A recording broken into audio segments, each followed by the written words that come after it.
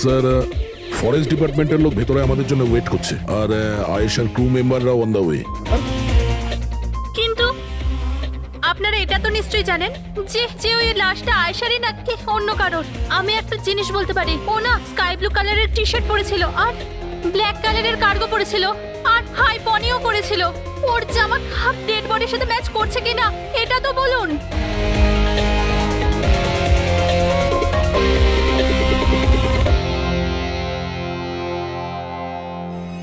ও, আপনি সেই officer? Yes sir.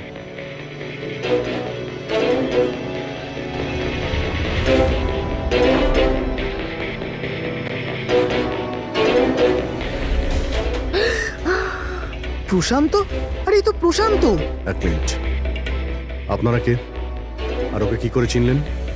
Sir আমি মানিক, আর আমরা সবাই আয়েশার সাথে কাজ করি। আরে প্রশান্ত আমাদের গাইড। আয়েশা এনাকে লোকেশন খোঁজার জন্য বলেছিল, আর যখন আয়েশা হারিয়ে গেল তখন এই ওকে খুঁজতে গেছিল। এর এরকম অবস্থা, তাহলে আয়েশা কিরকম অবস্থায় আছে? না না না, আর না না, আয়েশার কিছু হয়নি, আমি বলছি তো, trust me. Sir please please আমার বোনকে খুঁজে বাঁচিয়ে নিন স্যার, প্লিজ স্যার, প্লিজ বাঁচিয়ে নিন। দেখো, তোমার বোনকে নিশ্চয়ই আমরা বাঁচাবো। আপনি ওনাকে একটু সাইডে নিয়ে যান। স্যার এই বডিটা আজ সকালেই আমরা পেয়েছি। এ আমাদের গাইড বাহাদুর, এই বডিটাকে প্রথম দেখেছে। এই প্রশান্ত কি একা গিয়েছিল আয়েশাকে খোঁজার জন্য? হ্যাঁ স্যার, কারণ ও জঙ্গলের সমস্ত রাস্তা চিনতো। যত ভালো করেই চিনুক না কেন, রাতের অন্ধকারে ঘন জঙ্গলে বিনা পারমিশনে বিনা গাইডে রাতে ঘোরাফেরা নিজে থেকে মৃত্যুকে ডেকে আনা, তোমরা খুব বড় ভুল করেছো। এই বডিটা এইভাবে পেয়েছি, জানি না দ্বিতীয়টা কি অবস্থায় পাবো। অফিসার, আচ্ছা এটা বলো যে এখানে কোনো হিংস্র জানোয়ার আছে? এরকম কোনো হিংস্র জন্তু নেই, ঘন জঙ্গল, হারিয়ে যাওয়ার ভয় আছে। কোনো জন্তু জানোয়ারের আঁচড় তো মনে হচ্ছে না, কিন্তু এটা ছুরির আঘাত বলে মনে হচ্ছে। একে ছুরি দিয়ে খুন করা হয়েছে।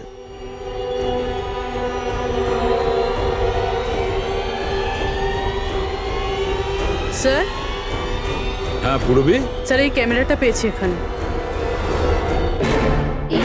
এটা তো আয়েশার ক্যামেরা। হ্যাঁ স্যার, এটা আয়েশা 3 দিন আগে কিনেছিল। এটা চালিয়ে একবার দেখো তো। স্যার এটা অনই হচ্ছে না। কেন? এটার ব্যাটারি ডাউন স্যার, আর আমাদের কাছে ডিভাইসও নেই এটা চিপ ইনসার্ট করার জন্য। ও মাই গড। আপনারা এইসব শেষ করুন, এগুলো পরে করবেন, আগে আমার বোনকে খুঁজুন। আপনারা বুঝছেন না কেন হারিয়ে গেছে? আমরা খুঁজবো। অনেক বড় জঙ্গল ম্যাডাম, কমসে কম 2 দিন লাগবে পুরো জঙ্গল খুঁজতে। হ্যাঁ স্যার, সূর্যাস্ত হওয়ার পর আমরা কিচ্ছু করতে পারবো না। আপনারা সার্চিং শুরু করে দিন, বাহাদুর আপনাদের নিয়ে যাবে।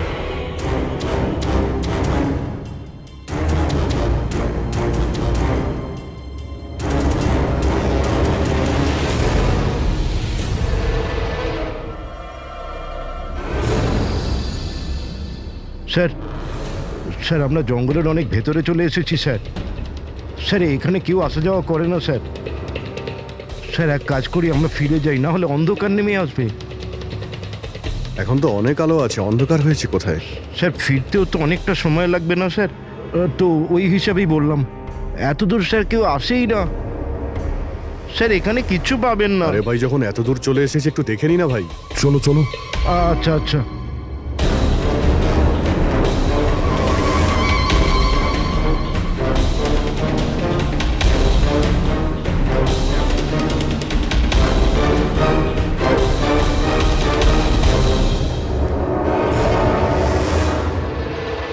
তোমরা এই জঙ্গলে ফিল্মের শুটিং করতে এসেছিলে, আর শুধুমাত্র আয়েশাই নিখোঁজ হলো, আর তোমরা ওকে খোঁজার চেষ্টাই করনি। স্যার আমরা খুব ভয় পেয়ে গিয়েছিলাম, আর এখানে ওয়েব সিরিজ শুট করার আইডিয়া আয়েশারই ছিল। স্যার আমরা ওকে আনিনি, ও আমাদের এনেছিল লোকেশন দেখাতে। হ্যাঁ স্যার, এই প্রশান্ত গাইড আয়েশার পরিচিত ছিল, আর এ কাছেই থাকতো আর জঙ্গলটাকে ভালো করে চিনতো। আর আমরা তো রাত্রিরে থাকার পর সকালে বেরিয়ে পড়তাম, সবকিছু ঠিকঠাক চলছিল, লোকেশনও পেয়ে গেছিলাম।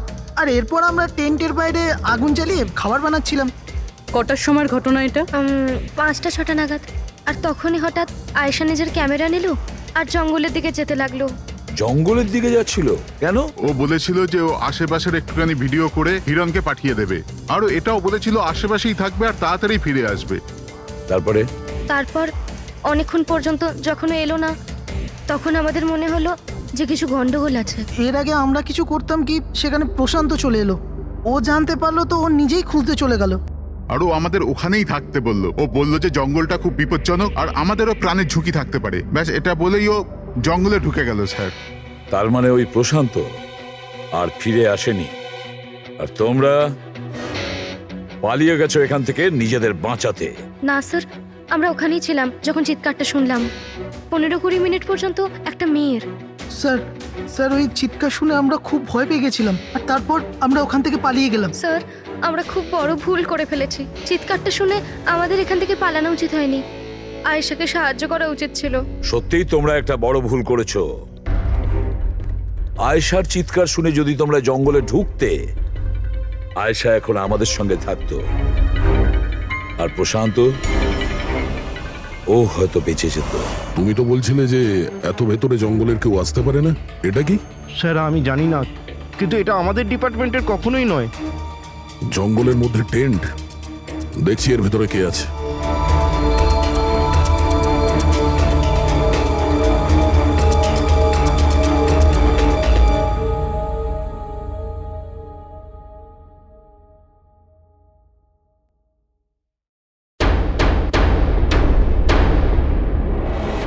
এই কাপড় তো দেখে মনে হচ্ছে কাটা হয়েছে। টেন্ট পিছন দিক দিয়ে কেটেছে, তার মানে সামনে কোনো বিপদ ছিল।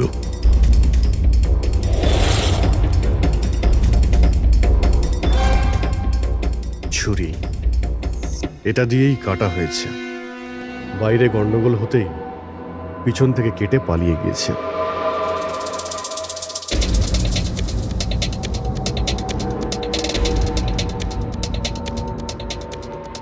রাতে থাকার পুরোপুরি বন্দোবস্ত ছিল এখানে, বনফায়ার।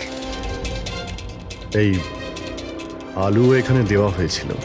স্যার এত ভেতরে এত রাত্রে থাকার মতন কেউ পাগলই হবে স্যার। না হলে এত ভয়ঙ্কর জঙ্গলে রাতে থাকার কথা ভাববে কে? কোনো নেচার লাভার না কোনো খুনি। এই দেখো,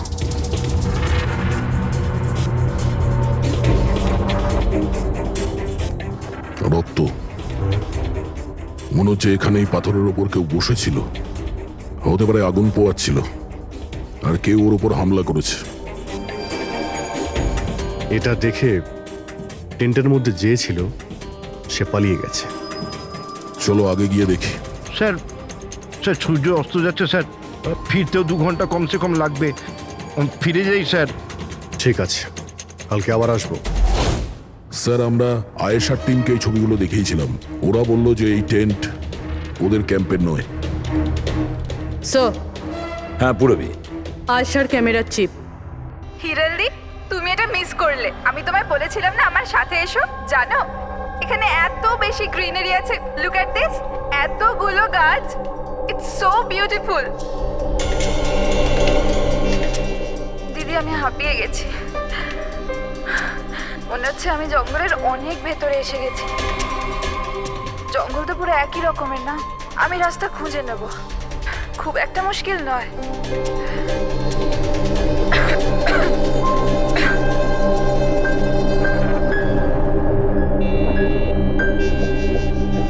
কেউ আছে নাকি ওখানে? কে ওখানে?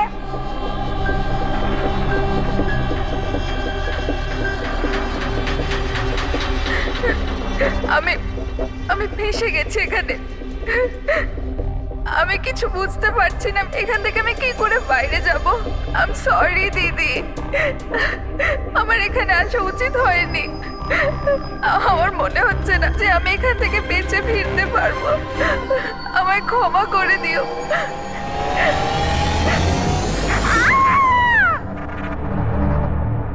অভিজিৎ, যে কোনো পরিস্থিতিতে এই মেয়েটাকে জিনিসগুলো রোজ ব্যবহার করত, আমি সেই প্রত্যেকটা জিনিস থেকে ডিএনএ স্যাম্পল নিয়েছি। কিন্তু আশ্চর্যের ব্যাপার, কোনো স্যাম্পলই আয়েশার ডিএনএ এর সঙ্গে ম্যাচ করছে না। কিন্তু হ্যাঁ, খুনির ব্যাপারে একটা খুব গুরুত্বপূর্ণ সূত্র পেয়েছি। সেটা কি স্যার? বস এই ডিএনএ প্রোফাইলটা দেখো। এই দুটো ডিএনএ প্রোফাইলই দুটো আলাদা আলাদা লোকের। কিন্তু অদ্ভুত ব্যাপার হচ্ছে যে দুটো প্রোফাইলে আমি একই লোকের শরীর থেকে পেয়েছি, প্রশান্ত শরীর থেকে। প্রশান্তর শরীর থেকে? হ্যাঁ বস। সেটা কিভাবে? প্রশান্তর মৃত্যু অগণিত ছুরির আঘাতের জন্য হয়েছে, আর ওর শরীরে যে খাবার চিহ্নটা আছে সেটা আসল নয়, তৈরি করা হয়েছে নকল। আর সবচেয়ে আশ্চর্যের ব্যাপার হচ্ছে যে প্রশান্তের লাশের থেকে আমি ওর রক্ত ছাড়া আরো কারো রক্ত পেয়েছি। এখন এই রক্তটা কোনো পুরুষের না নারীর সেটা আমি বলতে পারবো না, কারণ ওই রক্তটা প্রশান্ত রক্তের সঙ্গে মিশে গেছে। কিন্তু একটা কথা ঠিক বস, এই রক্তটা তখনই বেরিয়েছে যখন প্রশান্ত রক্ত বেরিয়েছে। অভিজিৎ, দয়া, নিশ্চয়ই এটা খুনিরই রক্ত। খুনি প্রশান্তর ওপর হামলা করে, আর তখন নিজেকে বাঁচানোর জন্য প্রশান্ত ওর সঙ্গে মারামারি করে, আর খুনির রক্ত প্রশান্ত শরীরে লেগে যায়। তবে খুনিরও গুরুতর আঘাত লেগেছে, সামান্য আঘাতে এত রক্ত বেরোবে না তার। তার মানে খুনির শরীরে এখনো আঘাতের চিহ্ন থাকা উচিত। আরো একটা কথা বস, কি? টেন্টের পাশে যে পাথরের উপর রক্তের ছাপ ছিল সেই রক্তটা প্রশান্তরই। তার মানে পুরো ব্যাপারটাই ওই তাঁবুর আশেপাশে ঘটেছে।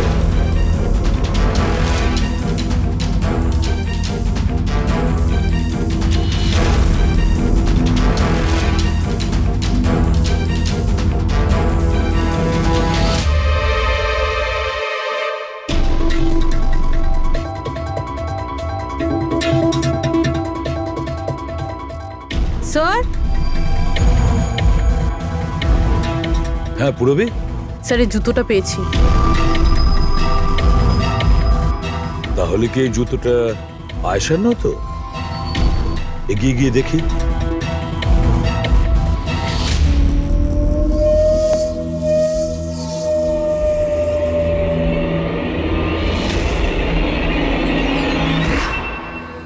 স্যার, হ্যাঁ, এই দেখুন স্যার।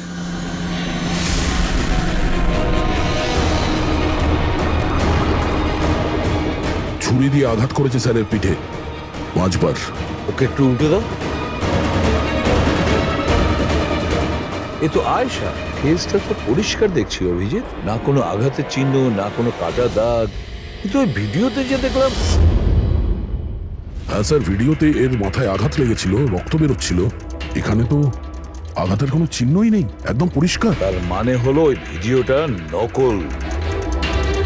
মানে আয়েশা অ্যাক্টিং আর মেকআপ দিয়ে দেখানোর চেষ্টা করেছিল যে ওকে কেউ মারতে চাইছে, খুন করতে চাইছে। কিন্তু এটা কেন করবে? স্যার, কেউ হয়তো মজা করবে, আর না হলে কোনো ভয়ঙ্কর পরিস্থিতি থেকে বাঁচার জন্য নাটক করছে। আর দুটো অবস্থাতেই এর মিথ্যেটা সত্যি হয়ে যায়। আর ও যা কিছু করেছিল, কেন করেছিল, সে তোর বন্ধু আর আত্মীয়রাই বলতে পারবে। সবাইকে ডেকে নাও। প্যাড্রিক, আয়েশার সমস্ত ফোন রেকর্ড চেক করো। দেখো এই ঘটনাটার পরে ও কাদের কাদের সঙ্গে কথা বলেছিল, আর তারা সেই মুহূর্তে কোথায় ছিল।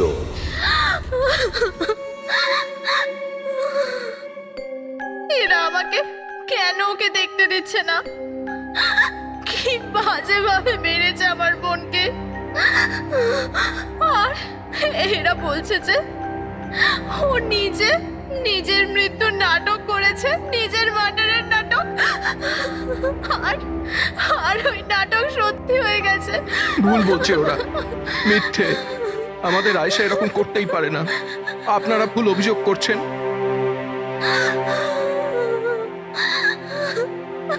দেখুন,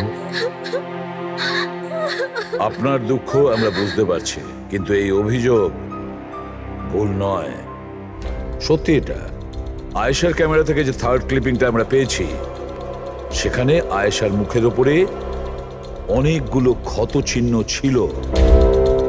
কিন্তু যখন আমরা আয়েশার লাশটাকে পাই, তখন ওর মুখ আর গলা পরিষ্কার ছিল। কেন, কিভাবে?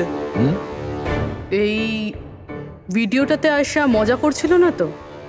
ওর মজা করার স্বভাব ছিল না তো? একদম না। ওর জীবনে এত সমস্যা ছিল যে ও মজা করবার কথা ভাবতেই পারতো না। ও জঙ্গলে হারিয়ে গিয়েছিল, আর কোনো মানুষ এই সিচুয়েশনে মজা কি করে করবে? অন্য কারো কথা জানি না, কিন্তু আয়েশা এটা অবশ্যই করেছে। আর যদিও মজা করে না করে তো ইচ্ছে করেই করেছে। কি কেউ এটা কেন প্রমাণ করার চেষ্টা করবে যে তার সঙ্গে কিছু অন্যায় হয়েছে? আয়েশা এরকম কেন চাইবে? হ্যাঁ, ওর ওপর সত্যিকারের অ্যাটাক হয়েছিল, ও মারাও গেছে, ওটা আলাদা কথা, কিন্তু ও এই নাটকটা কেন করেছিল? কি সত্যি কি ও কোনো প্রবলেমে ছিল যার কারণে ওকে এই ড্রামাটা করতে হয়েছিল? হ্যাঁ, ও সমস্যায় ছিল, এমন সমস্যা যার থেকে ওকে মৃত্যুই বাঁচাতে পারতো। মানে তুমি কি বলতে চাইছো? স্যার, হ্যাঁ ফেডরিক, এটা আয়েশার কল রেকর্ডস। বিশেষ কিছু পেয়েছো? হ্যাঁ স্যার, একটা লোক আছে কেতন, সে আয়েশাকে অনেকগুলো মেসেজ আর কল করেছিল। এমনকি যেই রাতে আয়েশা খুন হয়েছিল সেই রাতেও ওর ফোন জঙ্গলের কাছেই ছিল, 2 কিলোমিটারের মধ্যে। এই কেতনকে? খুনের রাতে ও জঙ্গলের আশেপাশেই ছিল। কে? যদি যদি আয়েশা ওর মৃত্যুর নাটক করে থাকে তাহলে তার পেছনে কেতনের হাত থাকতে পারে। কেতন আয়েশার হাজবেন্ড, আর আপনাদের মধ্যে কেউ এই কথাটা আমাদের বলার প্রয়োজন মনে করলেন না? হ্যাঁ, কিন্তু কেতনের জন্য নিজের মৃত্যুর নাটক কেন করতে যাবে? আমার মনে হয়েছিল যে আমরা কেতনের থেকে মুক্তি পেয়ে গেছি, কিন্তু আমি কি করে জানবো ওই আমার বোনের প্রাণ নিয়ে নেবে? হিরেন প্লিজ, কেতনই আমার বোনকে মেরেছে, আমি বলছি তুমি নিজেকে কেতনই সামলাও প্লিজ। মেরেছে। কেঁদো না প্লিজ, কাম ডাউন। আপনারা প্লিজ নিজেদের মধ্যে কথাবার্তাটা থামান আর আমাদের বলুন কি ব্যাপার। আমি আপনাদেরকে বলছি, আসলে আজ থেকে 2 বছর আগে কেতন আর আয়েশার একটা ট্রিপে আলাপ হয়েছিল। আয়েশা কেতনকে বিয়ে করেছিল, তাড়াহুড়োতে সিদ্ধান্ত নেওয়ার শখ ছিল ওর, কিন্তু জানতো না ও এই সিদ্ধান্তটা কতটা ভুল নিয়েছিল। কেতন ওর যোগ্য ছিল না, একটা পাগল লোক ছিল, পসেসিভ ছিল, ওর জীবনটা অতিষ্ঠ করে রেখেছিল। এই জন্য 6 মাস আগে ওকে ও ছেড়ে দেয়। এছাড়া আর কি করতো? আমরা সবাই দেখেছিলাম ওকে কিরকম টর্চার করা হতো। মানিক, আজকে সব অডিশনে ক্যামেরাতে আছে, স্ক্রিনে প্লে কর, স্যারকে দেখাতে হবে। আর আয়েশা এক্ষুনি এসে যাবে। ঠিক আছে। আয়েশা, আয়েশা, কি হয়েছে? Are you okay? আয়েশা তুই ঠিক আছিস? কি করে হলো এসব? কে করলো এসব? আরে তোমরাও না কত প্রশ্ন করো, কিচ্ছু হয়নি আমার। আসলে কি হয়েছে, ওই তাড়াতাড়িতে সিঁড়ি দিয়ে নামছিলাম আর পা পিছলে গেছে। চুপ কর আয়েশা, কত কভার আপ করবি? আমি তো এটা বুঝতে পারছি না, তুই ছেড়ে দিচ্ছিস না কেন ওই মানুষটাকে? আমি ছেড়ে দিলেও ও আমায় ছাড়বে না। আরে আইন বলে কিছু আছে নাকি? পুলিশের হাতে তুলে দিও ওকে। কেউ ওর কিচ্ছু করতে পারবে না। ওকে যদি পুলিশে ধরেও নিয়ে যায়, ও সেখান থেকেও চলে আসবে আর আমাকে খুঁজে বার করবে, তারপর আমায় ছাড়বে না। কখন থেকে ফোন করছি তোকে আমি? হ্যাঁ, ধরছিলিস না কেন? এখানে বসে টাইম পাস করছিস? হ্যাঁ না কেতন, তোরা তো সাহস কি করে হলো? কেতন, আমি ডাক্তারের কাছে গেছিলাম তাই ফোন সাইলেন্ট ছিল, অন করতে ভুলে গেছি। ওকে, ডক্টর, হ্যাঁ আজকাল খুব বেশি যাচ্ছিস না ওর কাছে? কেতন কি বলছো? এরকম কিচ্ছু নয়। আর তুমি বললে আমি ডাক্তারের কাছে আর কোনোদিন যাবো না। আমাকে প্লিজ ছেড়ে দাও, আমাকে ক্ষমা করে দাও। তোকে তোর যোগ্যতা দেখাই, চ। কি করছে সব? ছাড়ো ওকে। এই নিজের কাজে মন দে, বুঝেছিস? এনাফ। এনাফ। মানুষ না, এই কেতন তো জানোয়ার।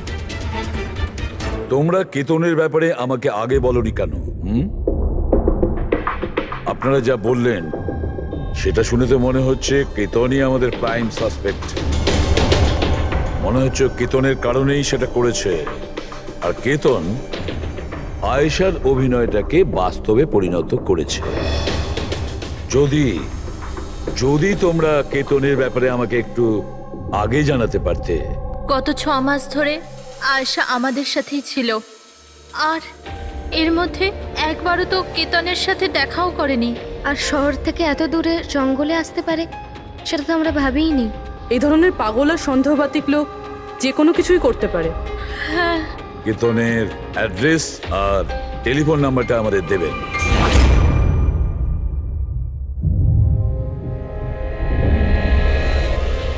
কেতন,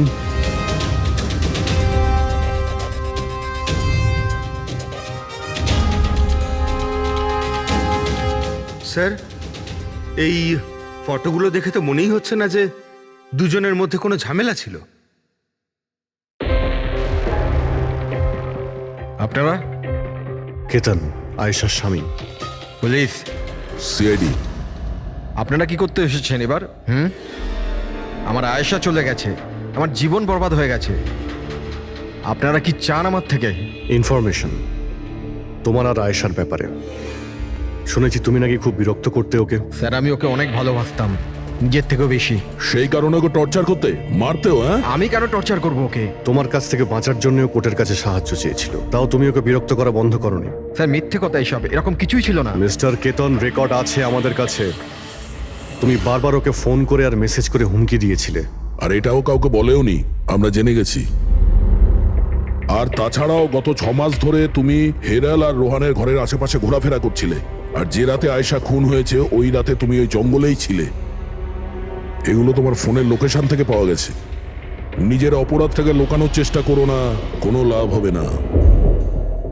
আর এই ডবল মার্ডারে খুনিরও প্রচুর আঘাত লেগেছে। এই কি করে লাগলো তোমার?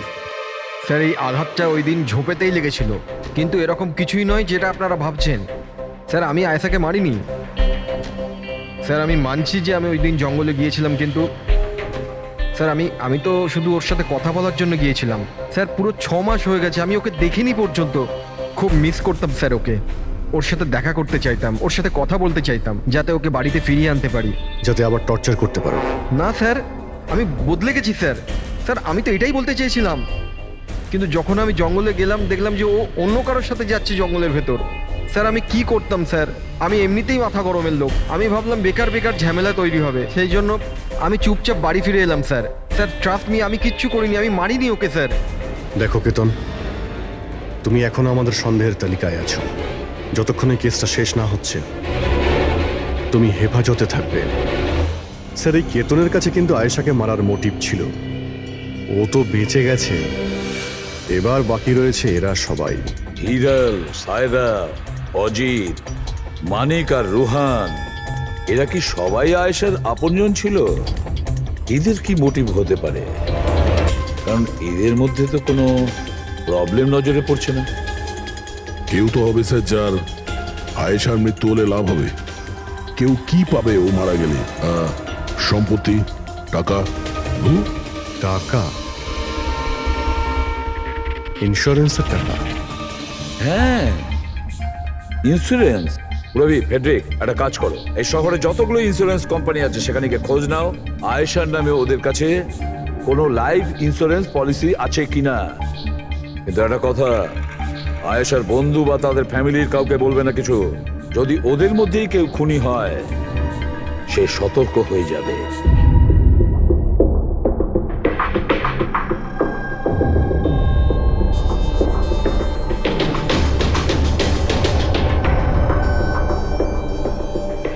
ওকে, থ্যাঙ্কস স্যার। হ্যাঁ ফেডরিক, আয়েশার অ্যাকাউন্টে মাত্র 1 লাখ টাকা আছে, কোনো ফিক্সড ডিপোজিট পর্যন্ত নেই।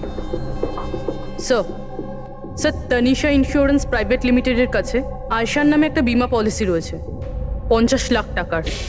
ও আচ্ছা। আর এই টাকা আয়েশার ভাগ্নি, মানে ও দিদি আর জামাইবাবুর মেয়ে নিমিষা পাবে। আচ্ছা, তাহলে এই ব্যাপার।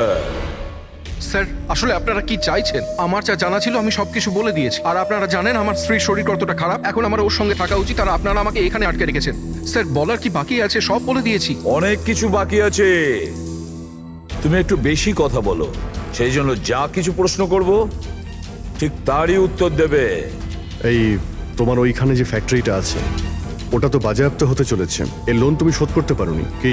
হ্যাঁ, কিন্তু আপনারা এগুলো কেন জিজ্ঞাসা করছেন? আপনারা এগুলো কি করে জানলেন? প্রশ্ন নয়, শুধু উত্তর। আয়েশা তোমাদের সাথে তোমাদের বাড়িতেই থাকতো না? তাহলে 7 দিনে তুমি ওকে 41 বার কল করেছো কেন? বাহ বাহ বাহ, 7 দিনে 41টা কল এসেছে আয়েশা, দারুণ ব্যাপার। আর তার উপরেও তুমি অর্থ কষ্টে ভুগছিলে, তাই না? আর আয়েশার মৃত্যুর পরে তোমার ছোট বাচ্চা টাকা পেত 50 লক্ষ টাকা। আর ওই ছোট্ট নিরীহ শিশু সে কি করে জানবে 50 লাখের ধর্ম ও কিভাবে ব্যবহার করবে? আর ওই 50 লক্ষ টাকা তো ভোগ করতো বাচ্চাটার বাবা, মানে তুমি, রোহন। থামুন আপনারা, চুপ করুন। আপনাদের কথা মতো আমি আয়েশাকে মেরেছি স্যার। স্যার, আমার ওপর 15 কোটি টাকার লোন আছে। 50 লাখে আমার কিচ্ছু হবে না। আমি আয়েশাকে মারবো। আর ওটা যা ওর শরীরের ওপর থেকে খুনির রক্ত পাওয়া গেছে, আপনারা দেখতে পারেন আমার গায়ে কোনো চোটই লাগেনি, কারণ আমি ওখানে ছিলামই না। আমি কাউকে খুন করিনি। সব ঠিক করা ছিল, প্রশান্ত সবকিছু সামলানোর কথা ছিল। মিনিট, কি সামলে নিত? হ্যাঁ, প্রশান্ত কি সামলে নিত? বলো, প্রশান্ত কি সামলে নিত? স্যার, আমার ভুল হয়ে গেছে। আমার সবকিছু আপনাদের আগেই বলে দেওয়া উচিত ছিল। আমি ভয় পেয়ে গেছিলাম, খুব ভয় পেয়ে গেছিলাম। কোনটা বলার ছিল আগে? তাড়াতাড়ি বলো। আমি আয়েশার প্ল্যানে যুক্ত ছিলাম। আমরা শুধু ওকে মৃত দেখাতে চেয়েছিলাম। অ্যাকচুয়ালি ওর মরার কথা ছিল না। তার মানে আমাদের সন্দেহ ঠিক ছিল স্যার। সবকিছু ঠিক ছিল। ওই ভিডিওটা নকল ছিল, শুধু কেতনের থেকে বাঁচার জন্য ছিল। আর তুমিও এই প্ল্যানে জড়িত ছিলে। স্যার, কেতন আয়েশার জীবন অতিষ্ঠ করে দিয়েছিল। ও বেচারি চুপ থাকতো, কাউকে কিছু বলতো না। স্যার, একদিন লিমিট ক্রস করে গেল, সব সীমা ছাড়িয়ে গেল। ওর মনে হলো কেতন ওর জন্য কোনো বড় বিপদ হতে পারে। ও আমাকে বলেছিল স্যার। স্যার, স্যার, কেতন পাগল ছিল। পুলিশ বা ডিভোর্স ওর কেউ কিচ্ছু করতে পারতো না। আয়েশা ওটাকে পার্মানেন্ট মুক্তি পেতে চাইছিল, চিরদিনের জন্য। আমি হাঁপিয়ে গেছি জিজু। এখন তো ডিভোর্স আমাকে কেতনের থেকে বাঁচাতে পারবে না। যেটা আমায় ওই কেতনের হাত থেকে বাঁচাতে পারে সেটা শুধু আমার মৃত্যু।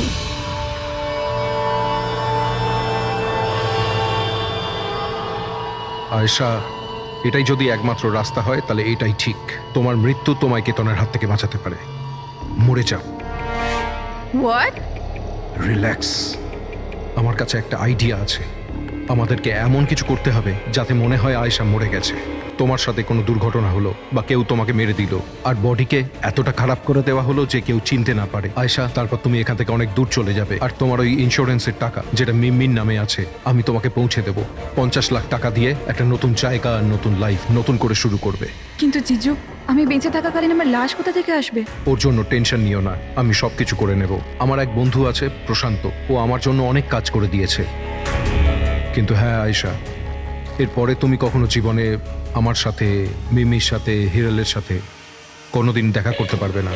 হ্যাঁ, কিন্তু ওই পাগল লোকটার থেকে তুমি সারা জীবনের জন্য মুক্তি পেয়ে যাবে। তুমি মুক্ত হয়ে যাবে। সবকিছু ঠিক ছিল, সবকিছু প্ল্যান মাফিক চলছিল। আমি আয়েশা আর প্রশান্তর সঙ্গে ফোনে যোগাযোগ রেখে চলছিলাম। তারপর জানি না হঠাৎ করে ফোন কেটে গেল। আমি জানতাম ওখানে একটা মেয়ের মৃতদেহ পাওয়া যাবে, যার ব্যবস্থা আমি বাধ্য হয়ে করেছিলাম।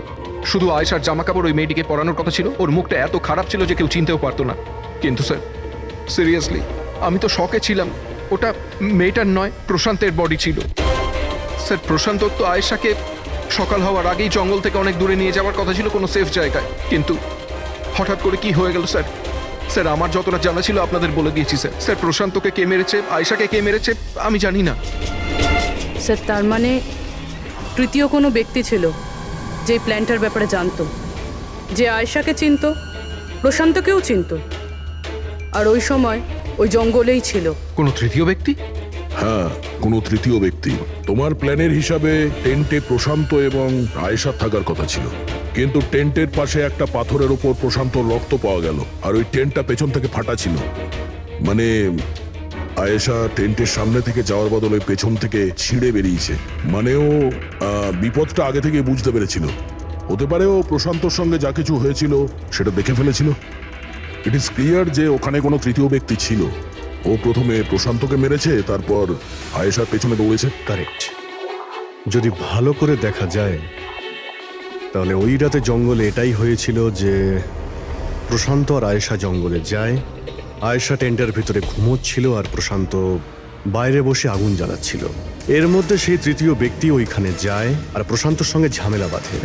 আর সেই ব্যক্তি ওর উপরে আক্রমণ করে, আর আয়েশা টেন্টের পিছন দিয়ে পালিয়ে যায়। আর ওই ব্যক্তি প্রশান্তকে নির্মমভাবে হত্যা করে আর আয়েশার পিছনে ধাওয়া করে। তাহলে তৃতীয় ব্যক্তিটা কে, যে আমাদের প্ল্যানের ব্যাপারে জানতো আর জঙ্গলকেও ভালো করে জানতো, তাই এত রাতে টেন্টে পৌঁছেছিল? হ্যাঁ এই সমস্ত চিন্তা আপনি করবেন না রোহন বাবু। এই তৃতীয় যে আছে না, তাকে তো আমরা ধরেই ছাড়বো। হ্যাঁ, হোক বা না হোক, এই ধাঁধার সমাধান এখানে আছে, এর মধ্যে, কিন্তু আমরা দেখতে পাচ্ছি না। খুনি হবে তো স্যার এদের মধ্যেই কেউ, কিন্তু আমরা দেখতে পাচ্ছি না। রবি, ওই ক্লিপিংটা চালাও যেটা আমরা আয়েশার ক্যামেরা থেকে পেয়েছিলাম, ফার্স্ট ক্লিপ।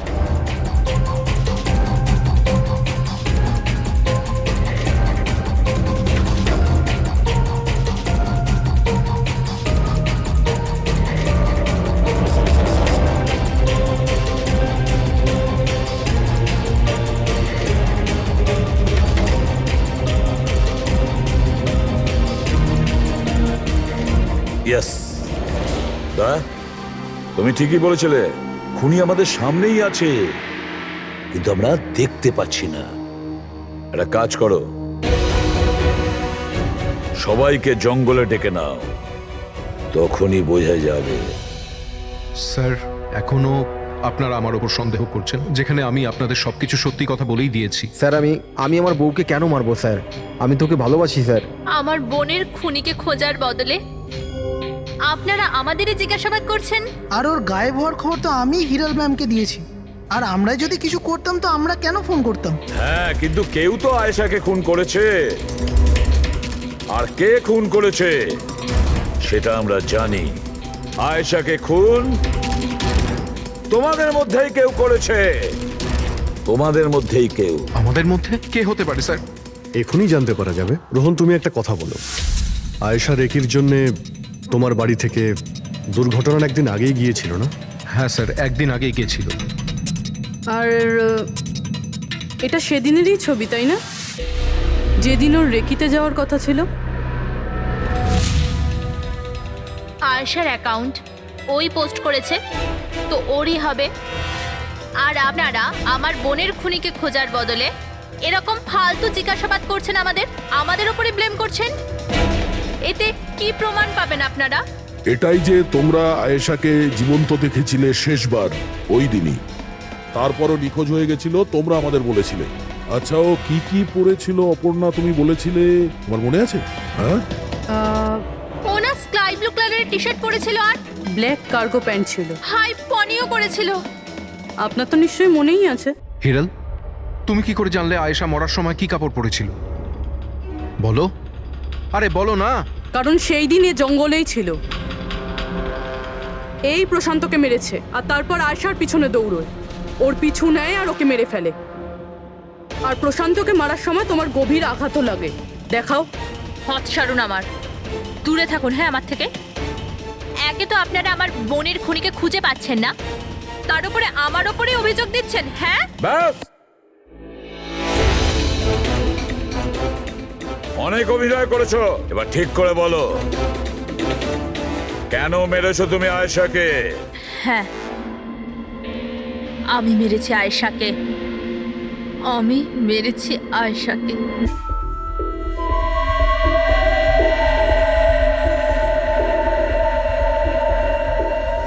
হিরাল ম্যাম, আপনি? আসতে বলো। আয়েশা না উঠে পড়ে। ইনফ্যাক্ট আমি বলছি যে ওকে সব সময়ের জন্যই না ঘুম পাড়িয়ে দাও। এটা কি বলছেন ম্যাডাম? রোহান তো তোমাকে আয়েশাকে সুরক্ষিতভাবে এই জঙ্গল থেকে বাইরে বার করার জন্য কত টাকা দিয়েছিল? 2 লাখ টাকা। আমি না তোমাকে 5 লাখ টাকা দেব আয়েশার প্রাণ নেয়ার জন্য। হিরাল ম্যাম, এসব কি বলছেন? আয়েশা ম্যাডাম আপনার বোন, আর আমি ওকে বাঁচানোর সওদা করেছি। আমি ওর সাথে বেইমানি করতে পারবো না।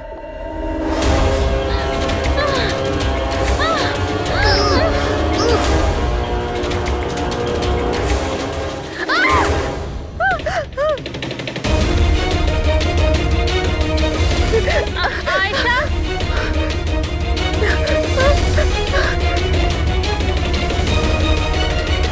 আয়েশা,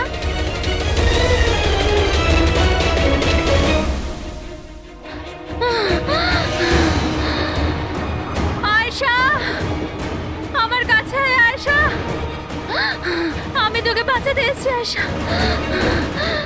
ও তোকে ঠকাচ্ছিল আয়শা। তোর ইন্স্যুরেন্সের টাকার জন্য তোকে মারতে চেয়েছিল আয়শা। আমার বোন।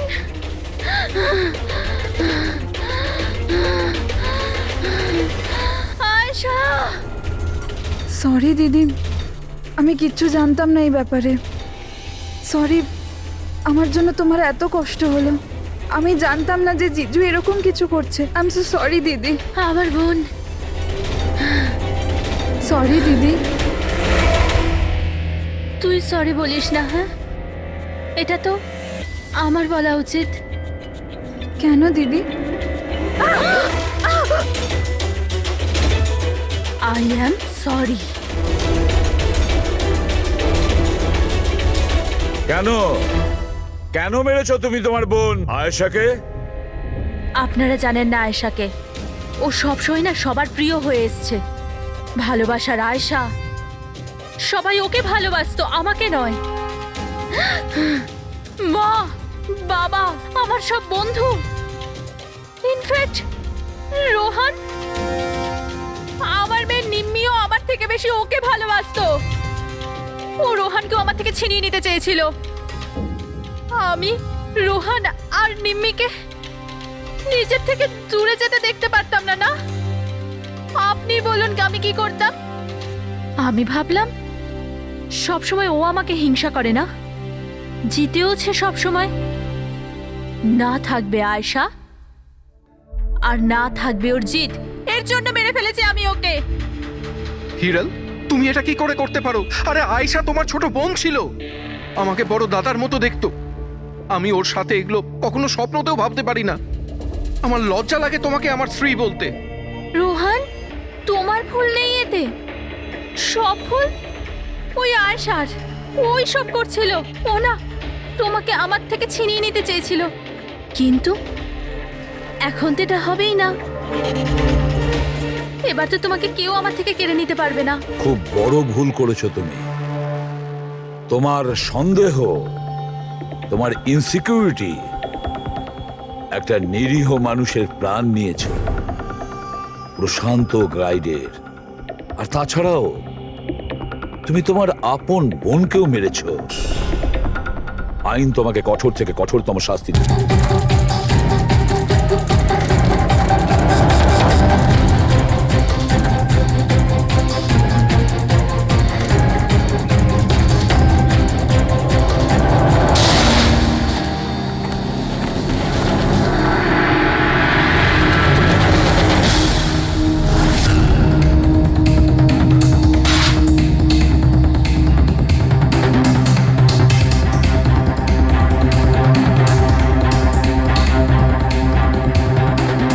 মনে হচ্ছে এখানে এখানে বহুদিন কেউ আসেনি।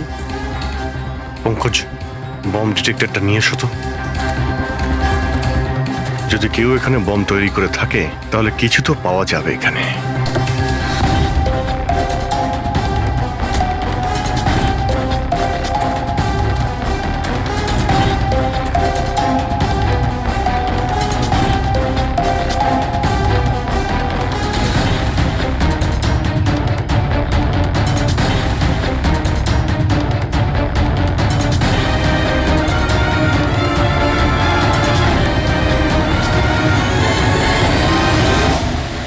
এটা বারুদের ট্রেসেস তো দেখাচ্ছে না। আরে পুরো জঙ্গলটা খুঁজে দেখলাম তো বোমের কোনো চিহ্ন মাত্র নেই। স্যার, আপনার আবার মেসেজ পড়তে ভুল হয়নি তো? না পঙ্কজ, ওই মেসেজটা আমরা ঠিক পড়েছি। ব্লাস্ট তো এখানে এই জঙ্গলেই হবে।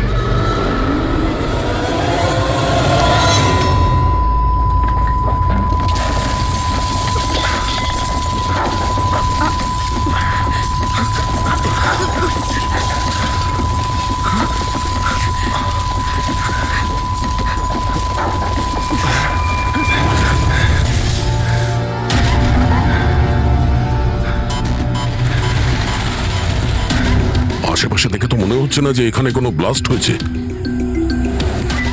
এসপি স্যারকে এখানকার লোকেশন পাঠিয়ে দাও। স্যার, স্যার ফোনটা তো বন্ধ। স্যারের মনিটরটাও বন্ধ। ও নো, আমার ফোনও তো বন্ধ। ফোন বন্ধ, বম ডিটেক্টরও বন্ধ। এগুলো একসঙ্গে বন্ধ হয়েছে, এটা কোনো কোইন্সিডেন্স হতে পারে না। গাড়ির কাছে চলো।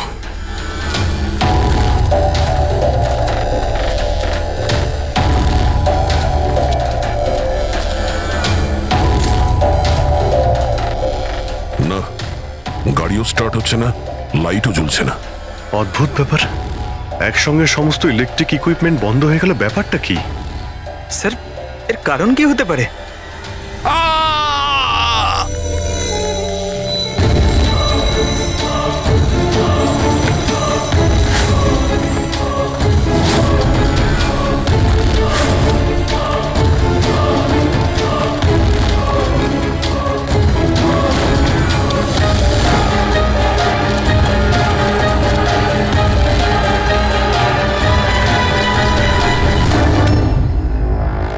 ও নো,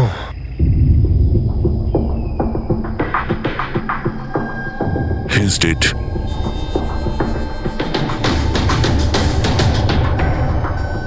স্যার, এই লোকটা আবার ওই লোকটার মতো আত্মহত্যা করেনি তো? না পঙ্কজ, ওর পিঠে দুটো গুলি লেগেছে আর ছাতিতে একটা। এটা তো আত্মহত্যা নয়, মার্ডার। হয়তো এই বেচারা ওদের হাত থেকে পালিয়ে যাওয়ার চেষ্টা করছিল। দুটো গুলি করেছে পিঠে, আর যখন পড়ে যায় তখন সামনে এসে বুকে একটা গুলি করে। আই গ্যাং এর ব্যাপারে কোনো একটা কথা বলতে যাচ্ছিল, সেই কারণে একেও মেরে দিয়েছে। চিৎকারের শব্দ তো আমরা এখনই পেলাম। দেখো তো ওদের আশেপাশে দেখতে পাওয়া যায় কিনা।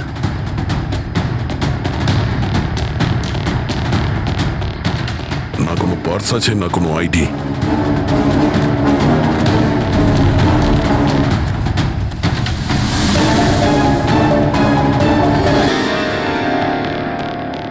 মুখটা দেখে তো চেনা চেনা মনে হচ্ছে।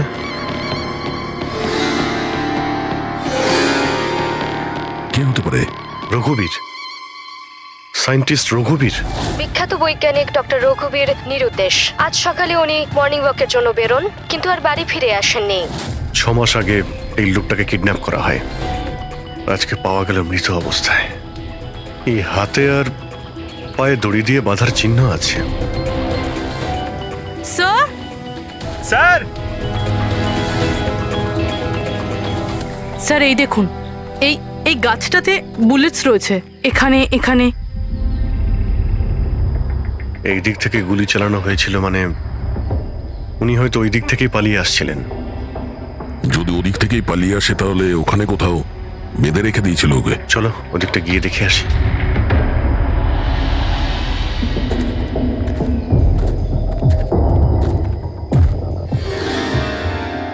অভিজিৎ, এই দেখো, দুটো আলাদা আলাদা চিহ্ন। এটা জুতোর আর এই পায়ের ছাপ। এই এই খালি পায়ের যে চিহ্নটা দেখছি সেটা হয়তো রঘুবীর বাবুরই হবে। আর জুতোর ছাপটা হয়তো অপরাধীর। না, অপরাধীর জুতোর ছাপ হয় আগে থাকবে, না হলে পিছনে থাকবে। এই দুটো চিহ্ন একসঙ্গে রয়েছে। এর মানে হলো রঘুবীর বাবুর সঙ্গে অন্য কেউ ছিল, যাকে আই গ্যাং বন্দি করে রেখেছিল। হ্যাঁ, রঘুবীর বাবু আর এই দ্বিতীয় লোকটা একসাথে এখান থেকে পালিয়ে যাচ্ছিল। স্যার, স্যার জানি না দ্বিতীয় লোকটার কি হলো, বেঁচে গেছে নাকি নাকি আই গ্যাংয়ের লোকেরা আবার ওকে ধরে নিয়েছে। চলো ওই পাশটা গিয়ে দেখে আসি, যদি কিছু পাওয়া যায় ওখানে।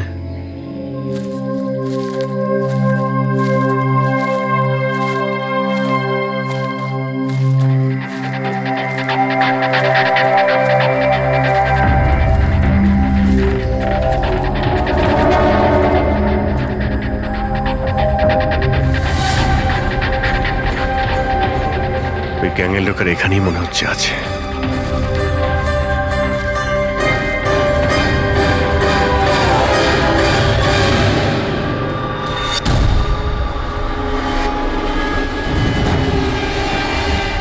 Oh no!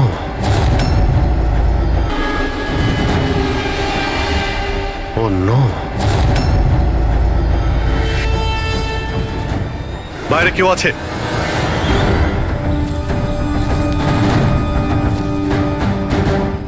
না।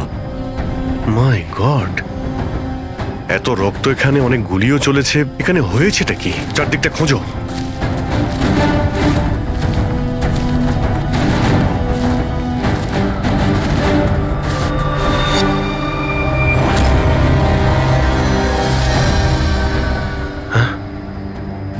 মারা গেছে।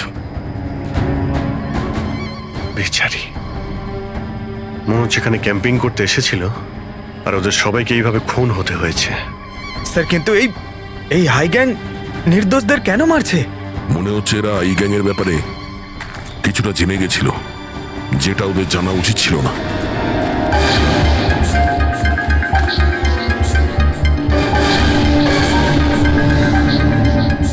স্যার,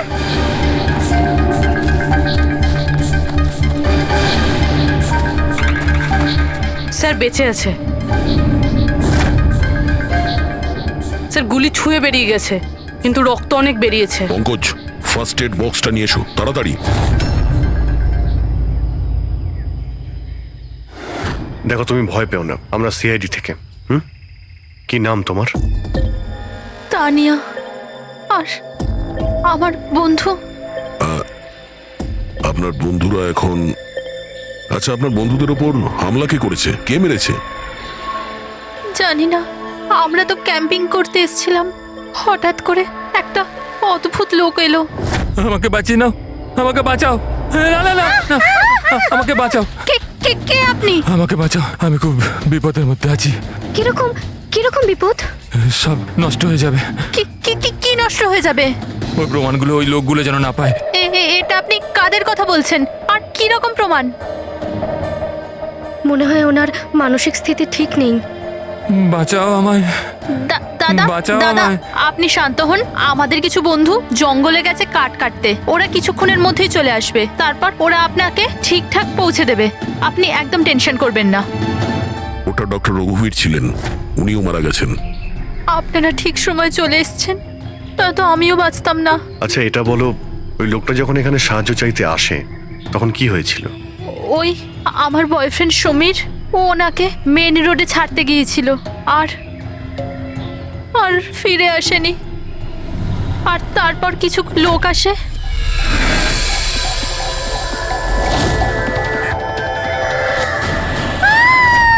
আর আমাদের উপর গুলি চালাতে লাগলো।